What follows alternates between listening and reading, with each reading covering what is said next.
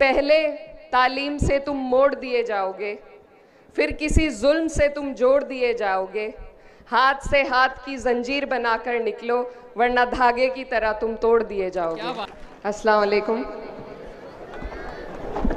आज झुंझुनू की सरजमी पर पहली बार मेरा आना हुआ है और मैं शुक्रिया अदा करना चाहती हूँ मुस्लिम वेलफेयर ट्रस्ट का। यहाँ पर पहुँचे हज़ारों की तादाद में आसपास से आए सभी हमारे बड़े बुज़ुर्ग भाई, मेरी माएँ बहनें, आप सभी का मैं दिल की गहराई से शुक्रिया अदा करना चाहती हूँ। और सबसे अहम, हमारे बीच में हमारे रहबर एक ऐसी शख्सियत मौजूद हैं जो हमारे सरपरस्त भी हैं, हमें राह दिखाने वाले भी हैं, हमारे रहबर हैं जिनके बुलाने पर मेरा यहाँ आना हुआ।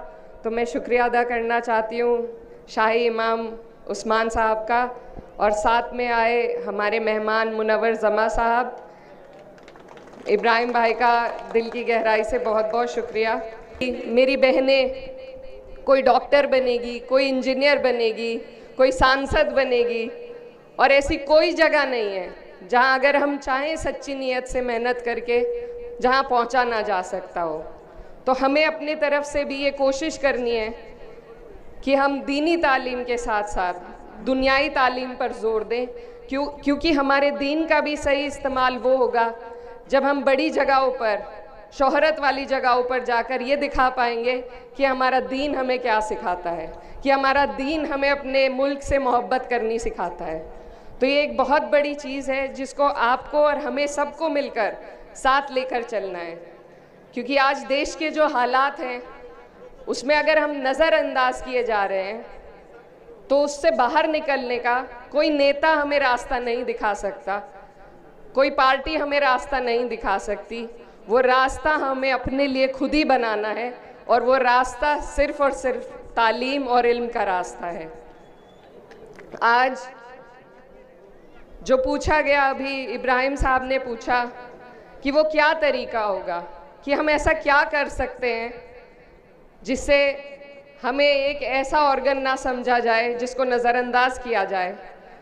तो जहन में मेरे सिर्फ एक जवाब आया कि हमारे देश में डॉक्टर APJ अब्दुल कलाम साहब एक ऐसा नाम है जिनको अगर चाहकर भी कोई मिटाना चाहे तो मैं समझती हूँ नहीं मिटा सकते।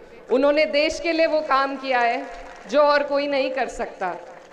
हमारे देश को परमाणु ताकत बनाने का काम डॉक्टर APJ अब्दुल कलाम साहब ने किया। और ये भी मैं याद दिलाना चाहती हूँ कि भाजपा की ही वो सरकार थी जिसमें उन्होंने ये काम करके दिखाया। तो जब हम इतने काबिल हो जाएंगे, जब हम अपने अंदर वो काबिलियत पैदा करेंगे, तो मुझे उम्मीद है कि हमें भी एक एक इंसान को, एक एक बच्चे को अपने यही तरबियत देनी है कि हमें डॉक्टर APJ अब्दुल कलाम जैसी शख्सियत बनकर उभरना है। तभी जाकर हम इस देश के लिए, अपने मुल्क के लिए सही तरीके से काम आ पाएंगे। मैं साथ साथ डॉक्टर BR अम्बेडकर साहब की एक बात मुझे बहुत अच्छी लगती है कि उन्होंने कहा था कि वो किसी भी कौम की तरक्की को उस कौम की महिलाओं की तरक्की से आंकते हैं। तो यहाँ, क्योंकि मैं खुद एक महिला हूँ और हम सिर्फ 2 मुस्लिम महिलाएं हैं जो संसद में हैं, मुझे गर्व भी होता है और अफसोस भी होता है कि हमारी संख्या बहुत कम है। हम अपनी आवाज़ उठाने वाले कम लोग वहाँ पर हैं, और यहाँ मेरी इतनी प्यारी बहनें, माएँ बैठी हैं। तो मैं ख़ास तौर पर उनसे मुखातिब होकर ये कहना चाहती हूँ कि आप अपने बेटे और अपनी बेटियों में फ़र्क ना करें, उन्हें सिर्फ शादी के लिए तैयार ना करें। कोई ऐसी चीज़ नहीं है जो आपकी बेटी नहीं कर सकती। अगर हम अपनी बेटियों के, अपनी बहनों की तालीम पर ध्यान दें, उन्हें अव्वल से अव्वल तालीम हासिल कराने की कोशिश करें, तो पर्दे के साथ भी हर वो काम किया जा सकता है। हमारा दीन इस बात की गवाही देता है कि कोई रोक इस तरह की औरतों पर नहीं है। बापर्दा भी वो हर फील्ड में, हर क्षेत्र में तरक्की कर सकती हैं, लेकिन उन्हें अपने घर वालों के साथ की ज़रूरत है। मेरे सामने कई वाक़या ऐसे आते हैं जिसमें बहनें बताती हैं कि माँ बाप मना कर रहे हैं कि 12वीं के बाद नहीं पढ़ाएंगे। तो मेरी एक बहन, एक बेटी होने के नाते आप सबसे ये गुजारिश है कि अपनी बेटियों को, अपनी बहनों को इस तरीके से मायूस ना छोड़ें। अगर वो पढ़ना चाहती हैं तो आपसे मेरी गुजारिश और इल्तिजा है कि उन्हें ज़रूर पढ़ाएं। और मैं आपकी बहन, बेटी, आपके सामने एक जीता जागता सबूत हूँ कि मेरे घर पर इस तरह की परेशानी आई कि मेरी वालिदा, मेरे भाई, जब दोनों लोगों पर परेशानी आई, मैं अकेली घर पर थी। और अगर मुझे किसी चीज़ से कॉन्फिडेंस मिला तो वो मेरी तालीम थी।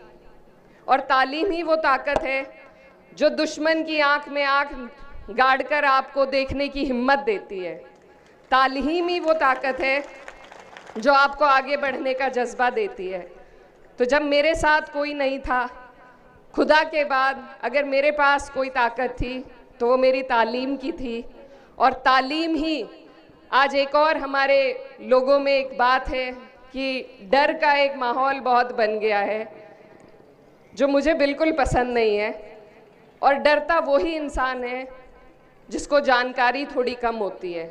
अगर हम अपने हक और हुकूक की जानकारी लेंगे, तालीम याफ्ता बनेंगे, तो मुझे उम्मीद है कि ये जो डर हम अपने अंदर लिए घूमते हैं, किसी की तानाशाही का, मैं माफ़ी चाहूँगी, थोड़ा पॉलिटिकल हो जाती हूँ क्योंकि वही मेरा पेशा है, लेकिन ये जो डर है, इसको ख़त्म करने का भी तरीका अगर कोई हमारे पास है तो वो सिर्फ तालीम है।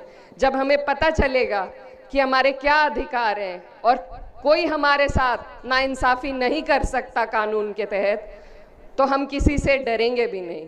तो आज ये जो डर का माहौल अंदर बैठ गया है, इसको निकालने का, आगे बढ़ने का और अपने दीन को सही तौर पर और लोगों के सामने पेश करने का अगर कोई ज़रिया है हमारे पास तो वो तालीम है। और तालीम से ही हम अपने देश की सही तरक्की की नींव रख सकते हैं। मैं बस यही कहना चाहती हूँ, ख़ास तौर पर अपनी बहनों को, कि जितना खर्चा हम लोग शादी ब्याह में करते हैं, दहेज में, दावतों में, अगर उसको कम करके अपनी बेटियों को पढ़ाने लगे, हम उनको आला से आला तालीम हासिल कराने लगे, तो मुझे उम्मीद है कि झुंझुनू की कलेक्टर से लेके संसद की शेरनी तक आपकी बेटी बनने का काम करेगी। मैं इसी के साथ आप सबका शुक्रिया अदा करती हूँ और कि आपने मुझे इस लायक समझा, यहाँ बुलाया। और बस अपनी बात को एक शेर के साथ मैं ख़त्म करना चाहती हूँ कि पहले तालीम से तुम मोड़ दिए जाओगे, फिर किसी जुल्म से तुम जोड़ दिए जाओगे, हाथ से हाथ की जंजीर बनाकर निकलो, वरना धागे की तरह तुम तोड़ दिए जाओगे। क्या बात है मैडम, बहुत